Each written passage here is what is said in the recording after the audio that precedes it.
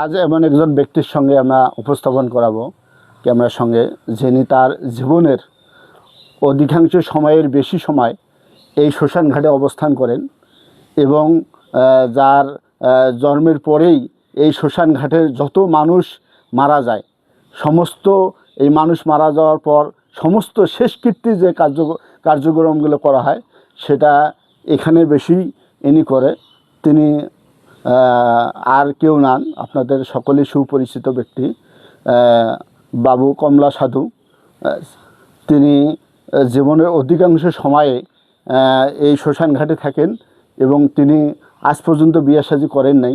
এই বিষয়ে কিছু তথ্য জানার জন্য, তার জীবনী সমাজে প্রকাশ করার জন্য আমরা তার সঙ্গে একটু কথা বলবো। কাকা আদাব। আপনি ভালো আছেন? হ্যাঁ। আপনার এখন বয়স কত চলতেছে? আমার বয়স এখন 70 পার হবো। 70 পার হয়েছে? আচ্ছা আচ্ছা, আমি শুনলাম যে আপনি অধিকাংশ সময় শ্মশান ঘাটে থাকেন। শ্মশান ঘাটে আমি 36 বছর থেকে আছি। 36 বছর থেকে? তার আগে বাইরে ছিলাম। বাইরে ছিলেন? দইঘাট বলতে একটা দইঘাট আছে, দইঘাট। আচ্ছা, ওখানে আমি আসলে 5 বছর। আচ্ছা। জয়পুর হাটে ছিলাম 5 বছর। আচ্ছা আচ্ছা। ইন্ডিয়ায় ছিলাম 2 বছর। 2 বছর। এই জীবনটা এইভাবেই চলবে। আচ্ছা, আপনি এই শ্মশান ঘাটে কি করেন? শ্মশান ঘাটে যে মৃত্যু ব্যক্তিরা আসে এখানে, জি, তার যাবতীয় দেখাশোনা দাহ পর্যন্ত আমি এখানে থাকি আর কি। মৃত্যু ব্যক্তিদের সংস্কার সমস্ত কাজ আপনি করেন? এখানে আচ্ছা, আমি করি বা তারাও করে আর কি, আমি থাকি। আপনি সহযোগিতা করেন? আচ্ছা, আপনি, আমি শুনেছি যতটুকু আমার তথ্য জানা আছে, আপনি এখন পর্যন্ত বিয়ে শাদী করেননি। আসলে কেন এই বিয়ে শাদী না? বিয়ে করার সময় পাইনি বাবা আমি। তাই না? আমি বিয়ে করা, আমি 75 সাল থেকে বাউ দিয়ে। আচ্ছা, বিয়ে করার সময় আর পাইলাম কোথায়? আচ্ছা আচ্ছা আচ্ছা। সময় হারিয়ে গেল যখন, একটু এখন ওই ঠাকুরের কাছে আসি। আচ্ছা, আমি একটু তথ্য আপনার কাছে, আপনি যদি মনে কিছু না করেন, আমি একটু তথ্য জানছি যে মানুষের কাছে, যে আপনি কোনো একটা প্রেম সংগঠিত কারণে আপনি নাকি আপনার মাকে বলছেন যে আপনার ওই প্রেমটা আপনার মা গ্রহণ করে নাই। কথাটা ঠিক কিনা? এগুলো হলো অনেক বাস্তবমুখী, এগুলো কথা নয়। আচ্ছা, কথা এইটাই যে আমি ওই বিয়ে করার সময় পাই না। আচ্ছা, খুব ব্যস্ততার মধ্যে বলে এই বাউ দিয়ে করছেন মানুষ। আচ্ছা, আপনি যে ইন্ডিয়া গেলেন, সেটা কত সালে ইন্ডিয়া গেছেন? ইন্ডিয়া আমি কয়েকবার শুরু আমি করছি, স্বাধীনতার সময় তো ওখানেই আমরা আসছিলাম। আচ্ছা আচ্ছা। এই আমি 85 পরে আর কি ইন্ডিয়া গেছিলাম 2 বার। ওখানে 1 বছর ওখানে থাকছিলামও। তারপরে এখানে আসলাম, আসার পরে 86 থেকে এই আসি। আচ্ছা, আপনার বাবা মা আপনাকে কেন বিয়ে দিল না আর কি?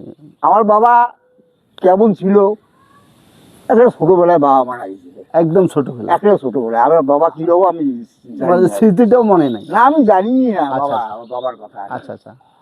আর মা এই যে বছর 2 আগে মারা গেছে মা। আচ্ছা আচ্ছা, আমি শুনছিলাম যে এরকম একটা ঘটনা, আমি আপনাকে ব্যাখ্যা একটু বলি, যে আমার মা যতদিন মরবে না ততদিন আমি বিয়ে করবো না। সমাজে আমি কই বিয়ে করি। আচ্ছা আচ্ছা, এখন তো বয়সের ভারে অবশ্যই আপনি শ্মশান ঘাটে যে মানব সেবায় নিয়োজিত আছেন। আচ্ছা, আপনার এখানে থাকাকালীন খাওয়া থাকার যে একটা প্রসেস, সেটা কেমনে আসে? সেটা আমার পরিবারের থেকে আমার ভাই আছে। আচ্ছা আচ্ছা।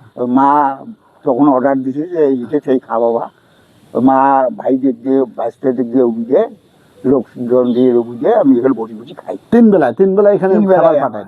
আচ্ছা আচ্ছা, আপনার একদম বয়সের একদম শেষ প্রান্তে চলে আসছেন, তাই না? বয়সের শেষ প্রান্তে চলে এসে আপনি মানুষের জন্য যে কল্যাণমুখী কাজগুলো করতেছেন, আপনি না থাকার পর এইরকম কল্যাণমুখী আরো লোক আছে কিনা, বা আপনি তৈরি করছেন কিনা? না না, এই যে আপন গতির ব্যাপার, মানে নিজের ব্যাপার। আমার গতিটাকে আমি বুঝতে হবে। সাধনায় করে না, যেটাই করতে যান নিজের ইচ্ছাটাকে পুরুষুতি করার পরে তারপরে বাইরের আকর্ষণ। কেউ যদি মানে উদ্বুদ্ধ না হয়, তা বাইরের মানুষ টানিয়ে নিয়ে, মানে জোর করি তো করা যায় না, এটা আসতে হবে স্ব ইচ্ছা। আচ্ছা, আপনি লেখাপড়া করছেন কিনা? লেখাপড়া আমি স্বাধীনতা যুদ্ধের সময় আমি ক্লাস 10 ছাত্র। আচ্ছা আচ্ছা। তারপরে 71 সালে যুদ্ধ শুরু হয়, তখন আপনি ক্লাস 10 ছাত্র। কোন স্কুল থেকে? ভেলাবাড়ি হাই স্কুল থেকে আমি ক্লাস 10 ছাত্র। কিন্তু আর হলো না। ওই 71 যুদ্ধের পর আর কোনো লেখাপড়া? ভাতেই খাওয়ার বুদ্ধি নেই, ভাতেই পাইনি, অভাব তখন। 3 বছর আমার খুব অভাব ছিল আর কি। আচ্ছা আচ্ছা। ওই লেখাপড়া উঠে শেষ।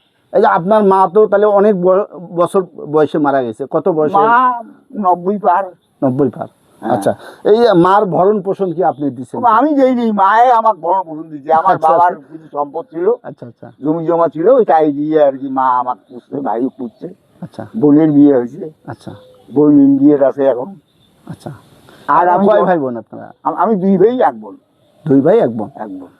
কাকা, হ্যাঁ। আপনি যে বিয়ে শাদী করেন নাই, এই 70 বছর বয়সেও বিয়ে শাদী করলেন না, এই যে বাড়ির লোকজন, পাড়া প্রতিবেশী আছে না আপনার বন্ধু বান্ধব, হ্যাঁ। তারা কোন চোখে দেখে, কিভাবে নেয় আর কি? বিভিন্ন জন বিভিন্ন কথা বললে তো আমার তো ওটা কর্ণগোচরের মধ্যে নাই। আচ্ছা আচ্ছা আমি 6 বছর 80 সাল থেকে 86 সাল পর্যন্ত জয়পুরহাটে ছিলাম। আচ্ছা আচ্ছা। ওখানে কি করতেন? আশ্রমে ছিলাম, একটা আশ্রমে? ডক্টর বিদ্যুৎ চন্দ্রের আশ্রমে ছিলাম আচ্ছা, 6 বছর। ওখান থেকে ফিরে আসিয়ে দেড় বার থাকলাম 5 বছর। আচ্ছা। তারপরে এটা কোনো 91 সালের শেষের এদিকে এখানে আসি। এই শ্মশান ঘাটে আপনি হ্যাঁ। মানুষের শেষ কীর্তি আপনার মাধ্যমে সম্পন্ন? আমার মাধ্যমে সংগঠন হয়েছে। তারপরে তখন কিন্তু অনেক লোক এখানে ছিল আর কি। আচ্ছা আচ্ছা। তার মধ্যে আমার একটা ভাই আছে, সিদ্দিক ভাই, ওই যে এখানে উপস্থিত আছে। হ্যাঁ, ও এখানে উপস্থিত থাকিয়ে দেখাশোনা করছে ভাই হিসেবে তখন। আপনার সহযোগিতা করে? হ্যাঁ, যথেষ্ট সহযোগিতা আমার।